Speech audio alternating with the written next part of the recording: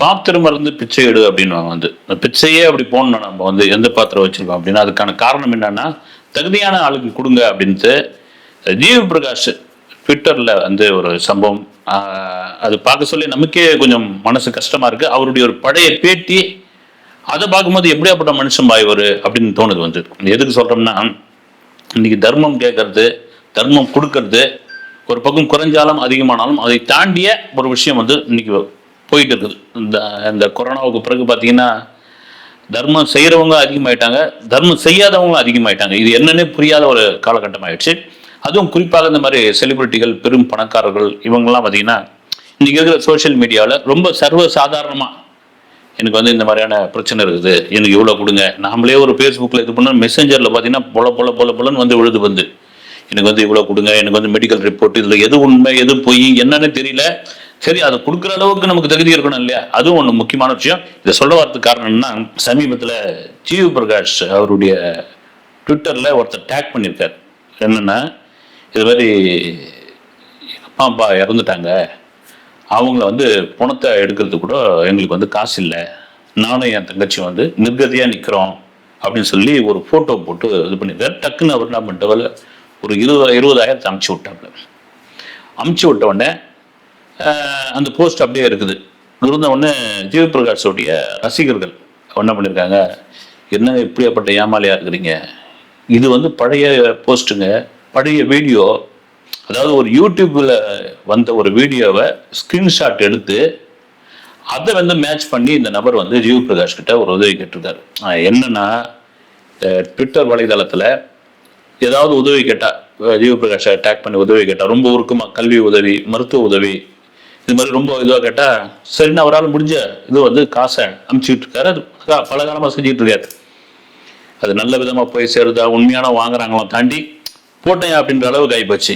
இப்போ இது போட்டதை என்ன பண்ணிட்டாங்க, அவருடைய ஃபேன்ஸ் எல்லாம் வந்து என்னென்ன இப்படி ஏமாலியாக இருக்கிறீங்க நீங்கள், இது போய் இப்படி பண்ணலாமா, ஏன் இப்படி அப்படின்னு தொடர்ச்சியாக வந்து ஒரு பக்கம் நமக்கே பார்த்து வேதனையாக இருந்தது. ஏன்னா ஒரு சரியான நபருக்கு போய் கிடைக்கணுமே, அதை போய் இப்படி வந்து பறிச்சது பண்ணுறாங்களே. இன்னைக்கு காலத்தில் வந்து என்னென்னவோ மோசமான விஷயங்கள்லாம் நடக்குது. வந்து குறிப்பாக இந்த ஆன்லைனில் வந்து ஓடிபி சொல்லுங்கள், அதை சொல்லுங்கள், இதை சொல்லுங்கன்னு பல காலமாக இதுக்கு அரசு எவ்வளோ விழிப்புணர்வு இது பண்ணாலும், அன்றைக்கி கூட பேப்பரில் பார்த்தேன், ஒரு பெரிய அரசு அதிகாரியாக இருந்து ஓய்வு பெற்ற ஒருத்தர் அவர் இது மாதிரி இதுவில் ஏமாந்துருக்காரு. வந்து டிஜிட்டல் அரெஸ்ட் அதில் எவனோ ஒருத்தன் ஏமாற்றி எடுத்து போயிட்டான் காசை.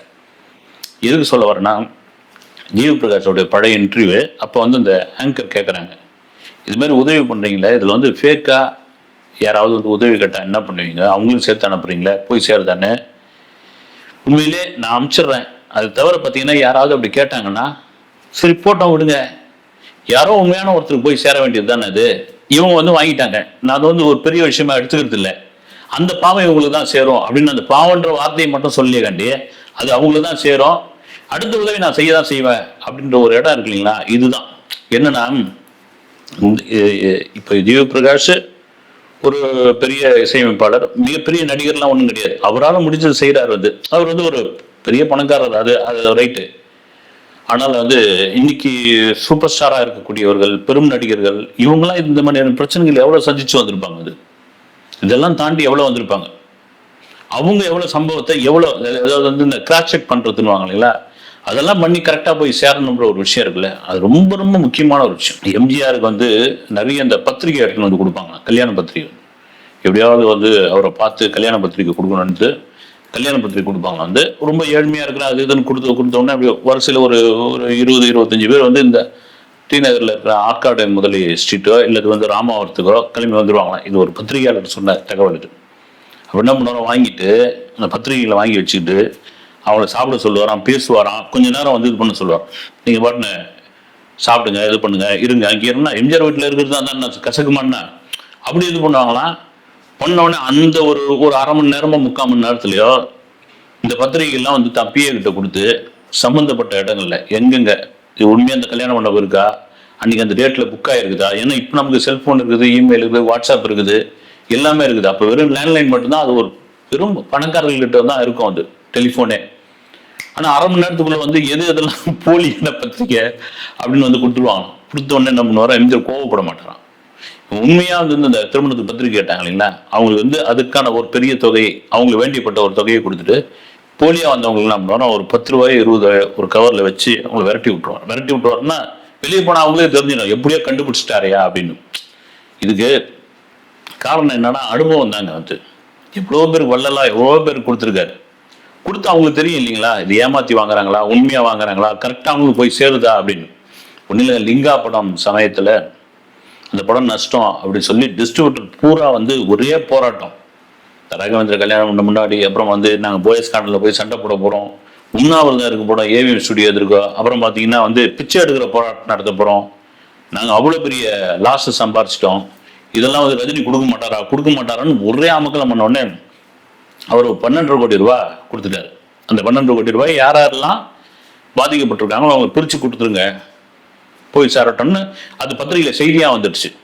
செய்தியாக வந்த பிறகு ஒரு 5 நாள் 6 நாள் பொறுத்து இந்த தொகையில் சரியான தொகை எங்களுக்கு கிடைக்கல, அவர் கொடுத்தது 12 கோடினா மொத்தத்தில் வந்து எல்லாரும் போய் சேர்ந்தது வந்து ஒரு 6 கோடி தான் இருக்கும், 6.5 கோடி எப்படியே காணாமல் போயிடுச்சு, இப்படி மாதிரி விமர்சனம் வந்தது.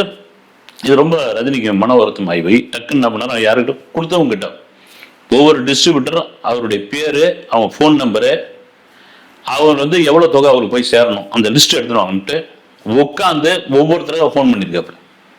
ஒவ்வொருத்தருக்கா ரஜினியே ஃபோன் பண்ணி உண்மையாக எவ்வளோ கிடைச்சது உங்களுக்கு, எவ்வளோ கிடைச்சது, அப்புறமா வந்து அது இடிச்சிருக்குது. இவங்க சொல்கிற மாதிரி சில கோடிகள் போய் சேராமல் இருந்திருக்குது, அதை வாங்கி கொடுத்துருக்காரு.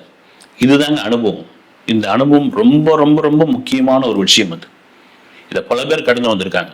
நம்ம கூட ஒரு இதில் சொல்லியிருக்கிறாங்க, கமலஹாசன் அவர்கிட்ட கல்யாண பத்திரிகை கொடுக்கறதுக்கு யாரோ ஒரு லைட் மேனோ ஒரு மேக்கப் உதவியாளரோ வந்திருக்காரு பொழுது. அவர் எப்படியும் கொஞ்ச நேரம் முறைப்பாக பார்த்துட்டு என்ன விஷயம் அப்படின்னு கேட்டுக்காரு. வந்து மகளுக்கு கல்யாணங்க அப்படின்னு வந்திருக்காரு. வந்து வந்தோடனே அவர் கொஞ்ச நேரம் அப்படி பார்த்துட்டு என்ன படத்தில் நீங்கள் ஒர்க் பண்ணீங்க அப்படின்னு அவரோட லைட் மேனோ ஏதோ ஒரு கமலஹாசனுடைய படத்தை சொன்னோடனே அந்த படம் முடிஞ்சு ரிலீஸ் ஆகி 50 நாள் ஓடிச்சு. உங்களுடைய ஒர்க்கு அந்த ஸ்டுடியோவோட முடிஞ்சு போச்சு, என்னுடைய ஒர்க்கும் ஸ்டுடியோவோட முடிஞ்சு போச்சு, வெளியே வந்தால் நீங்கள் யாரும் நான் யாரோ, நீங்கள் வந்து இங்கே வந்து கல்யாண பத்திரிகை கொடுக்குறீங்க, இது ஒரு இதுவாக கொடுக்குறீங்கன்னா அவர் எப்படி கொஞ்ச நேரம் உண்மையான கல்யாண பத்திரிகை என்னன்னு கமலஹாசன் கண்டுபிடிச்சாரான்னு தெரியல. வந்து கொடுத்தோன்னா அப்படியே தலையை குடிஞ்சு போட்டிருக்காரு. ஆனாலும் என்ன பண்ணியிருக்காரு, கூப்பிட்டு மேனேஜரை கூப்பிட்டு இவர் ஒரு 10,000 ரூபாய் செக்கு கொடுங்க நினைக்கிறாரு. இதுதான் அங்கே வந்து நீங்கள் வந்து டக்குன்னு ஒருத்தர் கேட்டாலும் அவாய்ட் பண்ணி எடுத்தா வேற, டக்குன்னு கையில் கொடுக்குறது தான் வேற. எம்ஜிஆரே எடுத்துக்கினா கூட பிஆர் பந்து சம்பந்தமா ஒரு விஷயம் கூட பொம்மை சாரதி அவர்கள் வந்து ஒரு பத்திரிகையில் எழுதியிருப்பார். வந்து பழைய பத்திரிகையாளர் வந்து பிஆர் பந்தலுக்கு ஒரு நெருக்கடியான சூழ்நிலை, அவர் படம் தயாரிப்பார் இயக்குவார் தெரியும் உங்களுக்கு. அப்போ என்ன பண்ணுறாரு, ஒரு கதையை ரெடி பண்ணிட்டாரு. ரெடி பண்ணிட்டு இதில் எம்ஜிஆர் நடித்தா பிரமாதமாக இருக்கும் அப்படின்னு முடிவு பண்ணிட்டாரு. அவர்கிட்ட போய் எப்படி கேட்கறது, வந்து நடிக்கிறதுக்கு பிரமாதமாக இருக்குன்னு முடிவு பண்ணிட்டாரு.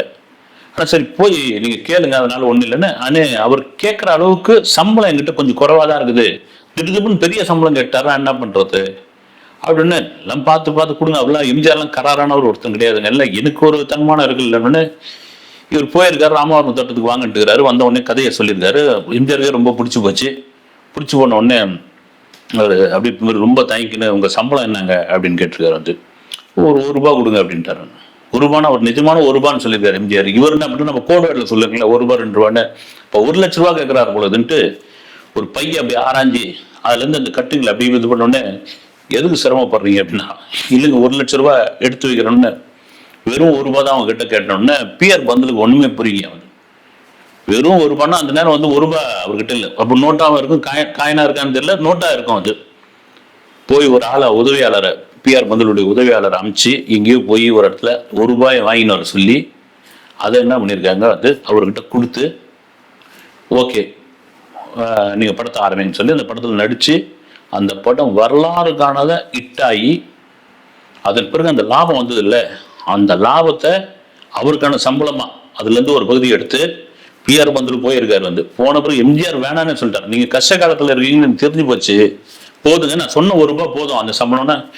அதெல்லாம் கிடையாது சாமி, நீ வள்ளல் ஏற்கனவே இந்த காசை வாங்கி நீ ஒன்றும் பீரோவில் பூட்டி வைக்க போறது இல்லை, இது யாருக்கோ ஒருத்தருக்கு தான் தானம் கொடுக்க போற, நீ வச்சுக்க சாமின்னு அவர் கையில் கொடுத்துட்டு வந்து எம்ஜிஆர் வாங்கி வச்சுக்கிட்டாராம். ரொம்ப மறுத்து பார்த்து வாங்கி வச்சுக்கிட்டாராம். அந்த படம் வந்து 1000 ஒருவன். உங்களுக்கு தெரியும் 1000 ஒருவனுடைய வெற்றி என்னது. இது என்னன்னா குறிப்பறிதல். இது இன்னும் போக போக அனுபவத்தினால வரும். வந்து ஆனால் கருமியாக கஞ்சனாக தான் சேர்த்த பணத்தை தான் சம்பாதித்த படத்தை வீட்டில் பூட்டி வச்சுக்கணும்னு இருக்கிற பல பேருக்கு நடுவில் ஜிவி பிரகாஷுடைய மனசுன்னு ஒன்று இருக்குல்ல, அந்த மனசு ஏமாத்தி தானே எடுத்து போயிட்டான், எடுத்து மட்டும் முடியா போயா, ஏதோ ஒருத்தனுக்கு அவன் ஏமாத்தி எடுத்து போயிட்டான்ல, கரெக்டான ஆளுக்கு போய் சேரும் ஒரு படம், அந்த படத்தை நான் கொடுத்துட்டு போறேன் அப்படின்னு சொல்றதுக்கு ஒரு பெரிய தைரியம் வேணும், அதுக்கு ஒரு மனசு வேணுங்க. எல்லாம் சில பேர்லாம் கடுப்பாயிடுவாங்க வந்து ஏமாத்திட்டான வந்து இனிமேல் எவனும் 10 பைசா கொடுக்க மாட்டேன்னு சொல்லி எல்லாரையும் சந்தேகப்படுற ஒரு குணம் வந்துடும் வந்து. அது மனித இயல்பு தான். அதெல்லாம் தாண்டி இப்படியாப்பட்ட ஒரு குணம் ஒரு சின்ன வயசுலேயே வந்திருக்குன்னா அது என்ன சொல்றது வந்து அது ரத்தத்திலே ஊர்னது கூட சொல்லலாம். அடுத்த வீடியோவில் சந்திக்கிறேன்.